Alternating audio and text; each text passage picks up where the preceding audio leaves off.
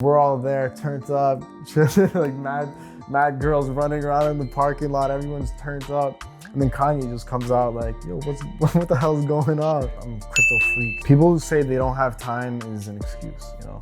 I had a daughter, I had a bunch of different businesses, and you know, I always made time to make music at the end of the day for myself. Funny story, I don't know if I should say this. What's up guys, it's your boy Gento, and this is Lowkey MTL. Prochaine station. Lowkey MTL.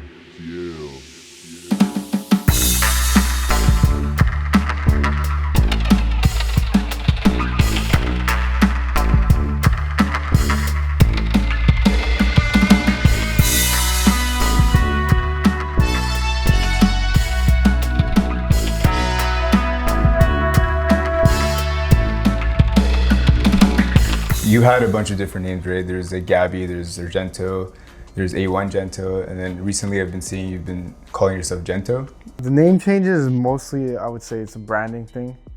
So A1GENTO was more of that like hip hop, trap kind of vibe.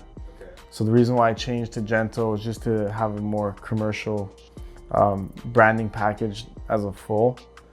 You know, because I changed the style of music a little bit to be a little bit more commercial, I decided to just take the A1 out of the name and stick to Gento. So what would you say your style is though? Well, now I'm doing a little bit more, I'd say it's like pop rap, with a little bit of punk influence to it too.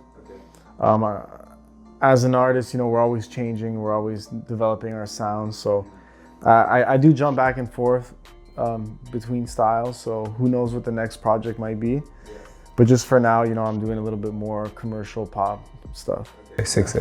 Have you always looked at it with a branding mind, like since the beginning? Since the beginning, it was always, I was taking different approaches. So at the beginning, you know, I was known as A1GENTO.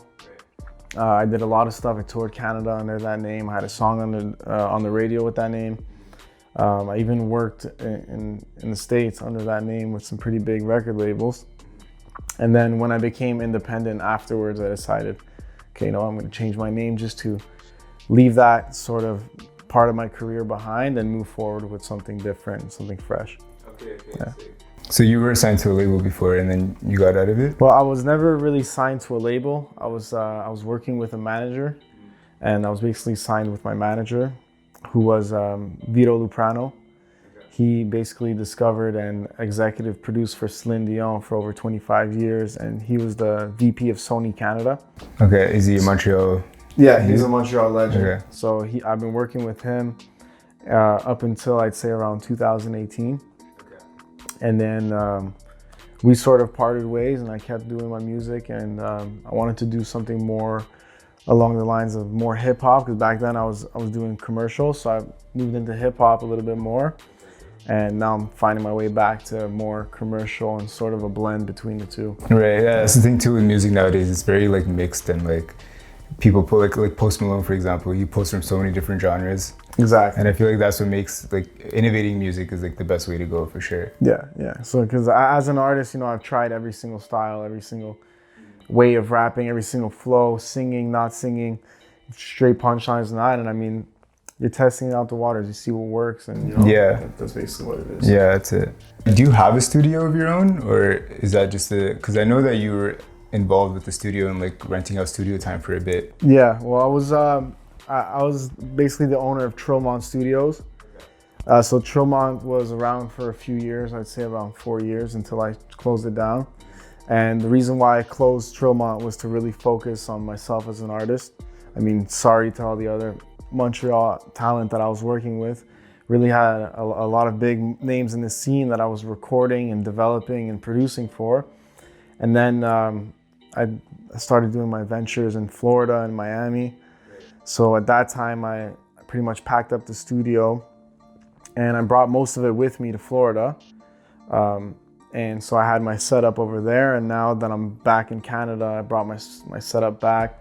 I have my studio still, but it's not open to the public. I'm not taking any clients. It's basically just for personal use. You're just locking yourself in there and just grinding it out? Yeah, basically. Okay. Just gotta keep on pumping out content and always working on new music. Yeah, it's just the 10,000 hours, right? Yeah, exactly. Miami though, why did you choose to leave Montreal? Is it because there's better opportunities elsewhere?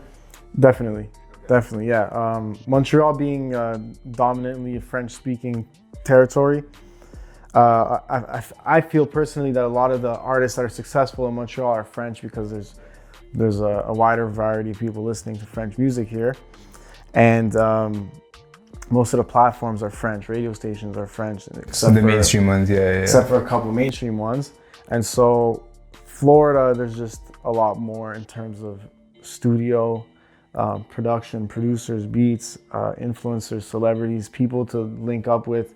You could be at the right place at the right place at the right time, meet up with someone completely out of the blue, you know, and make a great connection there. Things like that. Personally, I don't really feel happen every day in Montreal. You know, in Miami, there's just a greater chance of. Have you looked at LA as well? Yeah, I've been to LA a few times as well, but you know, they're both very big cities and you got to go in there and build your connections. Is there a reason why you went towards Miami versus LA though? Yeah, Miami is basically, I started going to Miami when I was very young. I have a lot of family who live there.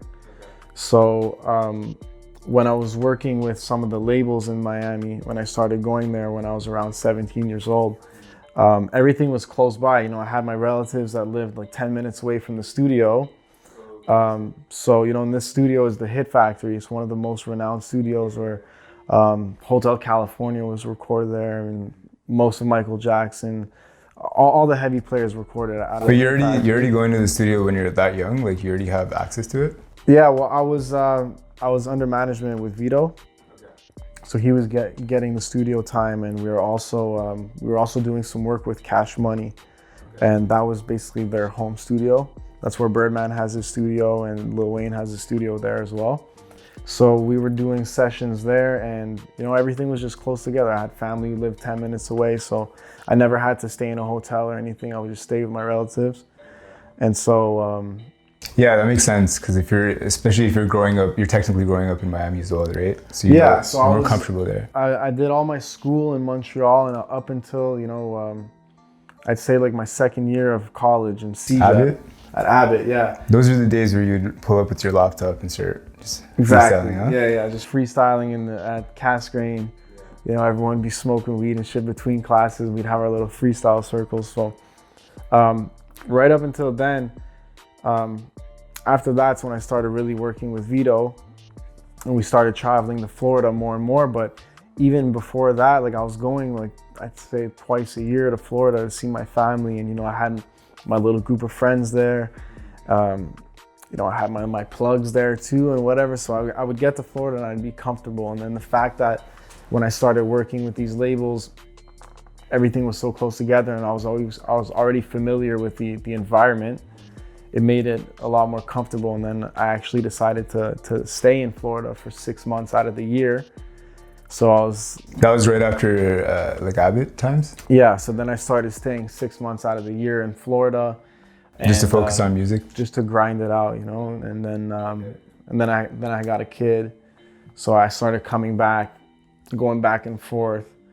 And when you got a kid, did that like change your mentality, and did your like work ethic kind of change? Well, definitely, yeah. Once I had my kid, you know, I started thinking about every option. You know, I said, you know, music's good right now. Is it paying all the bills? Not technically. So that's when I opened up the studio. So that was very successful, and I was, you know, happy with the results. And I also opened up a few other businesses. So. What other businesses did you open? I had a landscaping company. Oh, in Montreal? In Montreal, okay. Yeah. So we're doing Unistone and okay, sick. driveways and everything like that. So I really, like, when I had my daughter, it was basically just different game plan, you know, how to figure it out. Just diversify. Exactly, you know, just you got a mouth to feed, so. Yeah, I would imagine it gets more serious when definitely. It gets like that. So you basically, it does change your mindset. You know, makes you more dedicated, motivated, and you got something that you can physically look at and say, I got to take care of this person, and just go harder. Yeah, because you hear stories of like people that haven't really like done much, and then as soon as they have a kid, all of a sudden, like you would think you have less time, but they somehow find time to just grind it out, and then they build like all these crazy businesses out of it. Yeah, people who say they don't have time is an excuse, you know. I had a daughter, I had bunch of different businesses, and I always made time to make music at the end of the day for myself.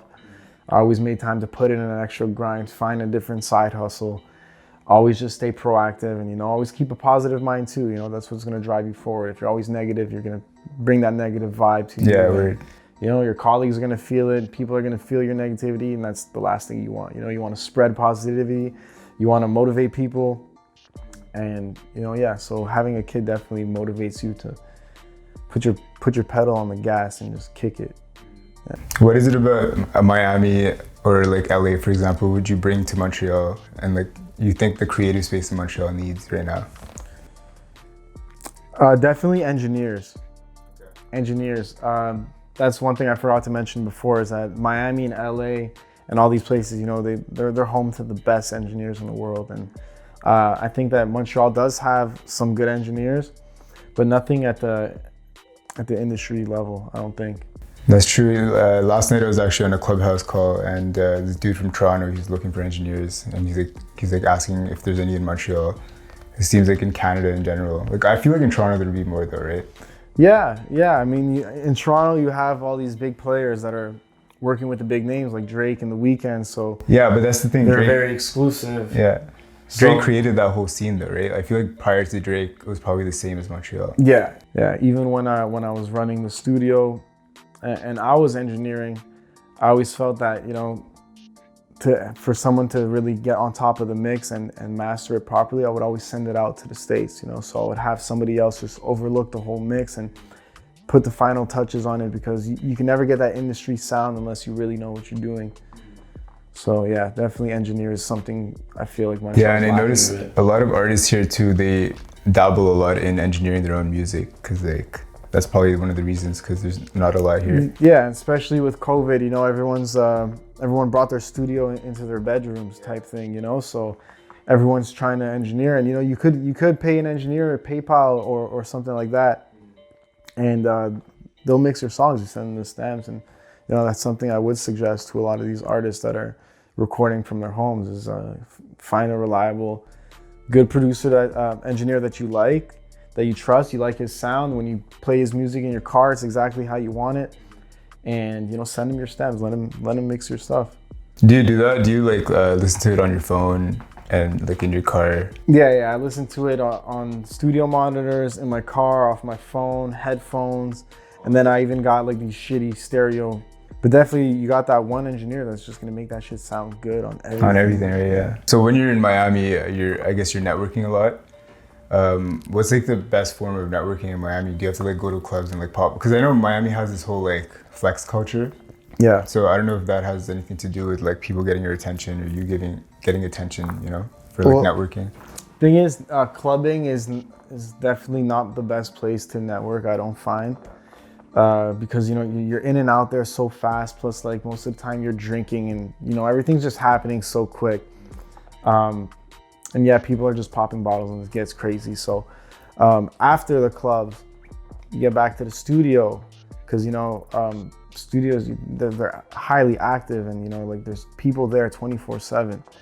So you'll have artists doing sessions at 5 in the morning, and you'll have artists doing sessions from 10 to 10 a.m. Yeah. And in the meantime, at 2 a.m. they'll head to the club and come back to the studio for 5, and then have the rest of their session. So I feel like the studio for me was the best place to network. Yeah, everybody's in the same mindset there too, right? Yeah, studios, everyone's about the same thing, obviously, because you're all there for the same purpose, and I feel like it's the best place to network, but also just making friends, as you would anywhere else, and building on those relationships is a good thing. The way I met Melly wasn't at the studio. I met Melly through one of my friends, and Melly was at his house, and then I started talking to Melly and chilling with him, and I didn't really know who he was as an artist when I first met him. So we kicked it, and then I showed him some of my music, and he showed me his music, and then when I seen the views, I was like, holy shit, you're on something with this Murder on My Mind track. And then yes, we started kicking it, and it was all because of the relationship I had with somebody else, and just networking. Yeah, just being open to meeting new people, right? Exactly, and definitely not just trying to sell yourself all the time. You want to stay genuine with people, so they know, okay, this guy's real, and not just trying to advance his career any way he can, you know. So Yeah, definitely. and it's also just less work to be real, right? Like the more faking you do, the more you have to like back that up and like all that shit. Yeah. People be capping too much, and it's just like you can see through it right away. And where did you get the idea for the Spanish dude to come in for that song? Well, Jay Mali again, like through one of my friends. Oh, really? Yeah, so it was just everything happens for a reason, right? And it's like a domino effect. Like one thing after the other was happening when I was in Miami, and so I met Melly, and before that, I did the song with Jay Mali. We had Miami Vibe. We did the song. We left the open verse, and then I went to the studio with Melly one day, and he heard the song, and he was just like, "Fuck it, I want to be on this track." Okay, sick. Okay, so it was just like that, you know. We didn't have like we made the song without, you know, having any management involved, nothing. It was just Melly saying like, "Yo, I want to hop on this track." And then after the song was so dope and everyone loved it, then, you know, we sat down, we came together with a plan to release it and make a music video and all that shit. Make the video and all that. Mm-hmm. Yeah, I feel like a lot of people don't know that when they see the video, it just looks like it was like a collaboration done through management. Yeah, at least for me, that's what I thought. Everything was done organic, you know. Like we were there. Like I picked up Melly the day of the video shoot. I picked him up in the Lambo. We pulled up. We were chilling. It was. Yeah, that night looked sick, bro. Like, was you guys actually partying and then the camera was just around, kind of thing? Yeah. Basically, the video, Miami Vibe. We shot it. We rented out a bus, like a big ass party bus. And it's written 11 on the side of it, the big 11 party bus. If you're from Miami, if anyone's from Miami listening to this, they know that bus. They've seen it before, and they definitely know what 11 is. It's basically one of the top strip clubs in the world. Okay. And we had this bus parked right outside the strip club, and that's where we all boarded it. And we're there on the bus. We're shooting. Trippie Redd comes on the bus. All organically. He was just chilling around. He was just chilling. Yeah. He came, like, he hit up Melly. He's like, "Where you at?" "I'm in Miami." Boom, pulled up. We had Lil Duke on the scene. We had Asian Doll. We had King Von in the video. Everyone just pulled up, you know, to show love. And we were all just partying on the bus. You know, we had Jay Mali there with all his girls. He pulls up deep. Jay Mali's like the Colombian Hugh Hefner. Yeah. And so. He's always well surrounded. He's a good looking guy, super chill, super down to earth. He's honestly a really good guy. So we had a crazy night on that bus. And by the end of the night, we ended up at the studio with the bus. We were about like 30 deep in this bus. And this is a funny story because we pulled up to the Hit Factory, and this is like one of the top studios in the world. It's gated and everything. There's security at the front. So security, they open the gate. And they see it's a giant ass bus, and the door of the bus opened, and everyone from the bus, we just kind of bull rushed the studio. So we filled up that parking lot in like 10 seconds. And are they trying to stop you and shit? Or? Well, there was one security guard just like, "What the fuck?" You know, like, just making sure we're not TMZ or anything. And then guess who pops out of the studio to say what's up to Melly? It was Kanye West. No way. So we're all there, turned up, like mad girls running around in the parking lot. Everyone's turned up.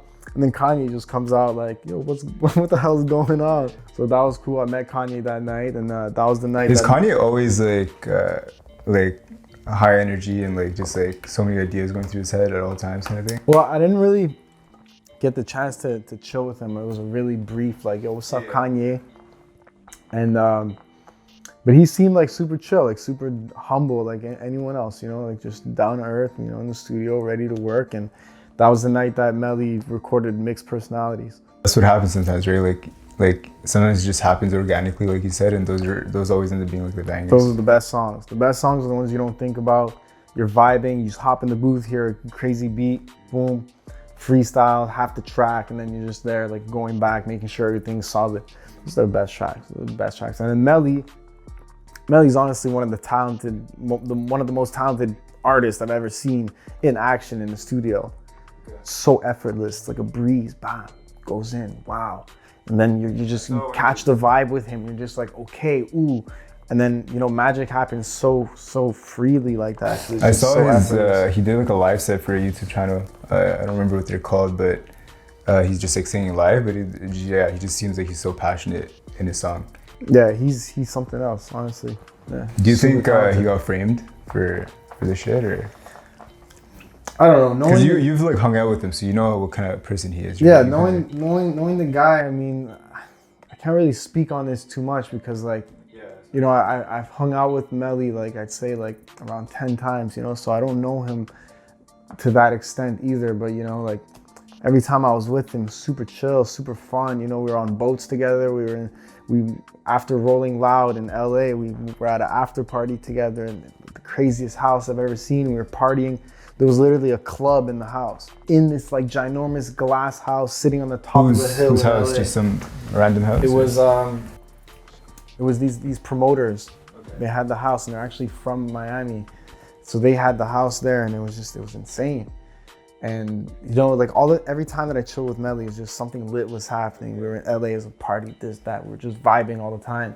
So like, from the way I know Melly, like he's a super chill guy, you know. So I can't think that he did anything like that, especially for his homies. But and based on like the accusation, it just seems like they're kind of fucking with him in jail and stuff too, right? They're like, there's a lot of weird complaints, and they keep like, it just seems like they're really like fucking with him. Yeah. I mean, free Melly, man. That shit's crazy. That's bullshit. I don't think he did it, honestly. I don't think he did it. I mean, Bortland's out right now. He still made a track, right, with Kodak? Yeah, so I mean, he's out. He's doing his thing. I mean, that's it. I mean, free Melly. Yeah, dope. You had another track, and like in the music video, P. Diddy's kid's in there. Yeah. How was that like a Miami thing too? Like that was actually in LA. We were in LA, and the dude that I'm on the song with, Cash, he's pretty close boys with P. Diddy's son. So he just pulled up in the video, showed love. We were all just out in LA flexing, having a good time. He was just there jamming. So, you know, that was kind of like just on the side of the road type video, you know, not a big script or anything. We're just chilling. I thought you were going to say, oh yeah, I went to P. Diddy's house. Yeah, well, we did go to P. Diddy's house. Oh, you did? Okay, yeah. Sick. Funny story. I don't know if I should say this, but we actually just like smoked a blunt on the side of P. Diddy's house, and his son was like, yo, I want my dad to come out. It's like any other fucking situation. Where you're smoking at your boy's house and you're just like, oh shit, P. Diddy's gonna come out here and whoop our ass. Yeah, at the end of the day, it's your dad, right? So like, it's crazy how it's all similar in like all walks of life somehow, you know? Yeah, of course. I mean, these celebrities are just people at the end of the day. Yeah, for sure. Yeah. And the music video was shot by, what's his name, Louis Knows. Yeah. Yes. So did you guys go and find them, or did you connect with them? Well, again, it's all the relationships that we built throughout the years and doing everything and being there and being active and just connecting with people. So through a friend, you know, we got Louis, we linked up and then made it happen, you know. Yeah, because I like his work because he has some really cool shit.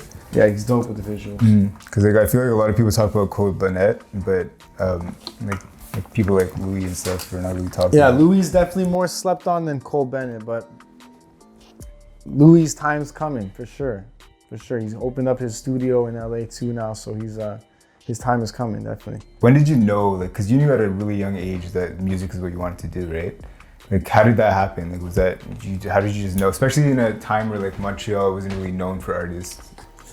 Well, yeah, back in the day, the way I started making music was honestly like as a defense mechanism, because my brother would just wake me up and start freestyling, dissing me. So I would diss him back, and that's basically how I started freestyling. Like, my love for music came from my love for freestyling and just coming off the top. And that feeling of just like creating something on the spot. Like, that's really where the passion is. It's like that creativity that just runs through you. And it all started with me just dissing my brother back. And then, you know, we bought a computer and a little setup and we just started making our own tracks. And from that, it flourished to just a really steady, a full-grown passion, you know, for creation of music. And like I said, that feeling of just creating something. So it started off like that. And then, you know, I never really thought it was gonna be such a big part of my life until, you know, I really started like saying, you know what, fuck it, I don't care what anybody thinks. You know, if I don't want to go to school, I'm not gonna do something I don't love. Yeah, how did you, like, that's what I mean, like, how did you have the balls to do that, like, super young? Like, how did you know? It's just about being, you know, having a right mindset and just saying, you know, I'm gonna do something, I'm gonna do it, and nothing's gonna stop me. And it comes back to being like I'm a pretty spiritual person, so I believe what you put out into the universe is what you'll receive. So it's all about energy and manifestation, and, you know, your wish is your command. You know, you get what you put out. So I started grinding and making my manifestations more realistic by putting the work in behind it. Going into music and stuff, so you're like focusing more on it, and you're starting to get like songs with melody and stuff, and you're getting a bit of clout, right? With that, you're obviously getting haters. How are you focusing? Like, do you even focus on the haters, or do you just completely like cut them out? Because like, if music is your product that you're selling, right? Yeah. And the comment section is kind of like your customers in a sense, right? Yeah. Well, I mean, the comment section is more like the review section. Yeah. We're looking at it as a product, but at the same time, it's like the haters are just funny at the end of the day, because like if they only knew how much like we don't give a fuck about what they think, and we're just doing this out of love, and we really don't care. We're not doing it to please anyone. But if you like the music and you're vibing, like good, like that's really good. But we're not doing it to impress anyone. We're not doing it to. You're doing it for yourself. Yeah. We're doing it for ourselves, and the haters are just funny because they think that what they say actually affects us. We really couldn't give a fuck. So you don't even look at it as a constructive criticism to an extent.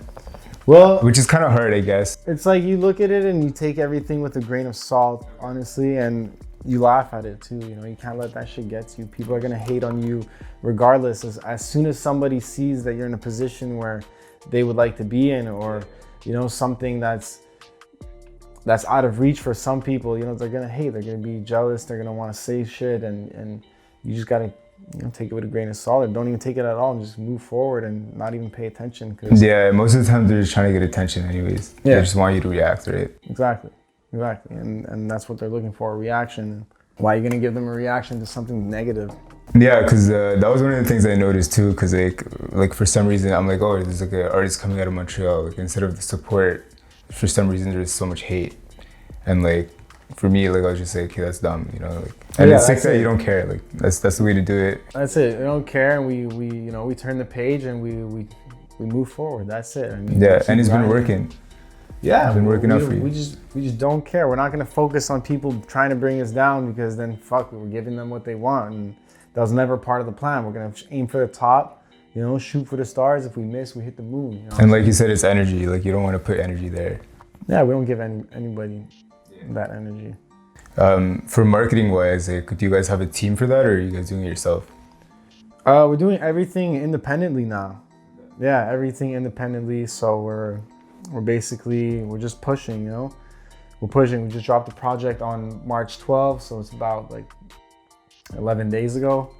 And you know, the project's doing good. We're almost at 50K streams, and we didn't really push it that hard, but you know, we got a few people working on marketing, but nothing major. We just want to see.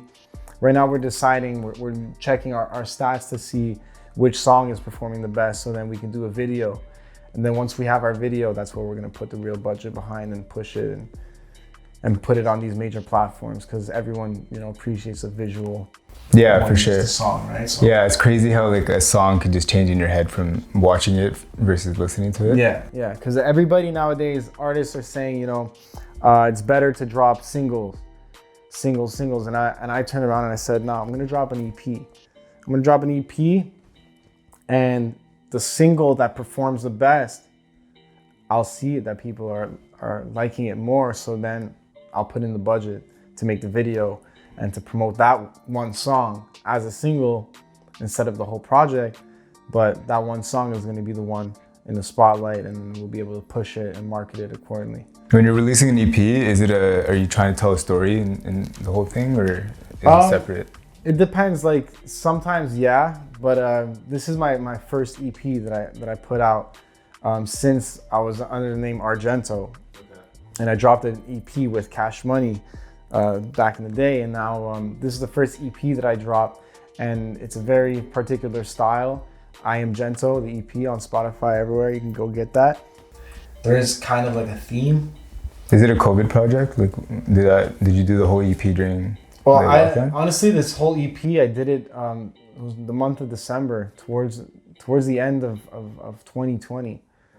You know, and literally, I think I sent it out for mixing and mastering on December 24th, on Christmas Eve, and basically, I was really inspired that week to get something out there and to do something. And so I linked up with this producer, Cold Melody, and he's just some guy I found on YouTube. So I hit him up on BeatStars. I got all the beats, and man, I just really felt the vibe, and I came up with these songs. And did something happen for you to get that inspiration? No, not really. It's random? just, I guess, I wasn't really focusing on music for a little period of time before that, and then I was like, you know what, I need to fucking come back and drop some things. So I just felt really inspired, and like I mentioned earlier, when you're in the studio and everything's coming out so effortlessly, and that's when you get the best product. And that was just a week where literally it was like 6 days where I was just on point, and I think I made like 15 songs and picked 5 for the EP. But all these songs are just like super dope. So I figured, you know what, let's package it properly, let's release it as an EP and come up with a good plan for it. Okay, sick. Are you on TikTok as well? Yeah, started recently posting a little bit on TikTok. I just tried to do a little bit of promo for the EP to promote the pre-save link and stuff. My TikTok is A1GENTO. And is it A1GENTO across all platforms? It's A1GENTO, that's my handle. But if you're looking for my music, you gotta type in Gento for the new music. Yeah. Okay. Oh, okay, so even in Spotify, it's under a different artist name? It's under Gento, but you can also find all my old tracks under A1GENTO. Yeah. Do you think you're gonna keep Gento for long, or? Yeah, Gento is pretty much the plan right now because you know, we're trying to go a bit more commercial with everything. So it's just another direction, and then, you know, we'll see where it goes. Okay, and for TikTok, do you have like a game plan for TikTok, or are you just kind of using it as promo, like you said? Well, I mean, I'm starting to understand the algorithm of TikTok a bit more, and you have to be really consistent. Yeah. And I kind of have to dedicate a lot of time to become a content creator for TikTok. Yeah. I don't think I'm there yet because I'm busy doing other things. Yeah, that's the thing. You got to find that time to. Yeah, but you know, there's always time in the day. Like I'm on TikTok for a few of my other venues that I'm working on.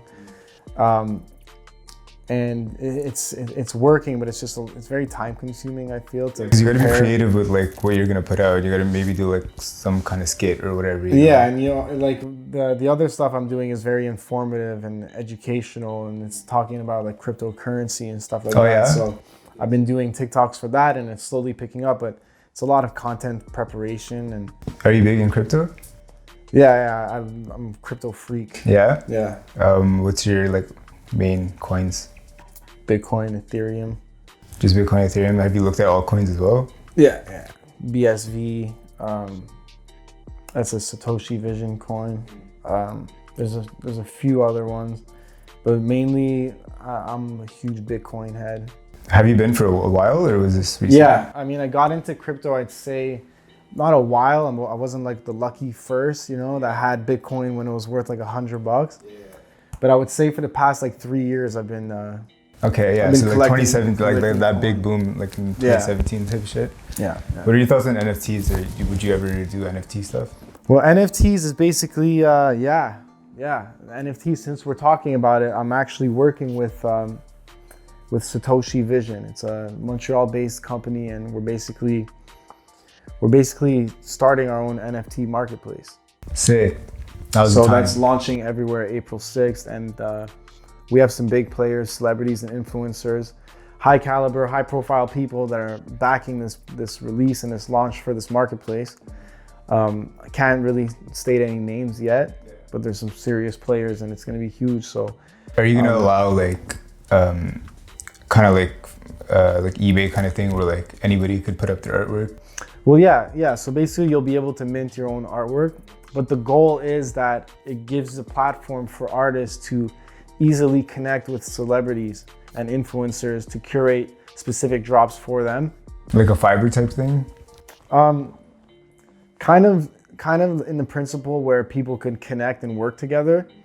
But it'll be just like these other NFT platforms where you can go place a bid on something. If you want to upload an artwork, you just have to mint it. Right. And the NFT world, I mean, it's crazy. It's a super new industry, and I mean, we dove right into it head first. Yeah, it's sick. I like that you get in with like what's trending like right away. Yeah, you're like always like in there. And being crypto freaks, you know, started hearing about these NFTs, and we said, you know what, we got to do something right away because this is huge, you know. And plus, being in the music industry all these years, having connections with people and artists and different influencers, we figured, you know what, we could actually help artists get their art out there in a curated way with a celebrity. Yeah, because you have the So resources. everyone kind of wins in that term. We can help out an artist, and the celebrity will get their NFT. When do you think that's going to be active in? April 6th is launching. Yeah? Yeah, Satoshi.art. What else do you have coming up in the future? Well, definitely, like I mentioned earlier, we got the video. We're going to be planning to shoot a video. You don't know which song yet? I do. Yeah, we know which song yet. We're just still watching the stats, but for now, it's going to be Midst of the Blackness off the EP. Yeah, so we got the treatment and everything ready, so we're just waiting. We just want to watch the stats a little bit, see how the streams go first, and then we're going to plan a really dope video. So are you going to always be going back to Miami, like long term, or do you like always jump back and forth between Montreal? I'm saying post-COVID, like after. Yeah. I'm not an American citizen or anything, so there's only a certain amount of time I'm allowed to be in the States, but definitely I'm gonna utilize all that time because I'm trying to get out of Montreal. Yeah? Yeah. You think long term you're gonna be out? Yeah. The States? The goal is we're gonna be out of Montreal. You know, like you said, like there's a lot of people hating in Montreal. It's a bucket of crabs. You know, we're just trying to get out of here. And yeah, it's like it's really interesting that it's like that. Like it's rare that Montrealers want to support their own. And like look at Kaytranada, for example. Like this guy's doing super well. No recognition in Montreal until he starts making it outside. Yeah, exactly. You got to make it outside and people will respect you here. But I'm not saying I don't love Montreal. I love Montreal, born and raised here. But, you know, I've tried everything in Montreal. You know, we did everything. We hit every avenue. And comparing it to what we tried in Miami in the same regards, it's so much more productive once you're outside of Montreal. And even just on my social medias, the second I'm in Miami, it's like I'm getting 5 times the views on everything, and people are just more interested in what's going on, you know. So yeah, it's just like all of a sudden they're like, oh shit, we're fucking with you now. Then as soon as you come back home, it's like, all right, bro, like that's the same old local shit. Yeah. Whatever. Well, you already have the mindset of like fuck the haters, you know. You don't need to spend your energy. It's a waste of energy. It's fuck the haters. I mean, it's don't even look at him. Don't even, you know, whatever. Mm-hmm. Word. Yeah. Well, dude, I really appreciate you coming. For sure, brother. Seriously. Happy to be here. Take care, bro. Thanks for tuning in.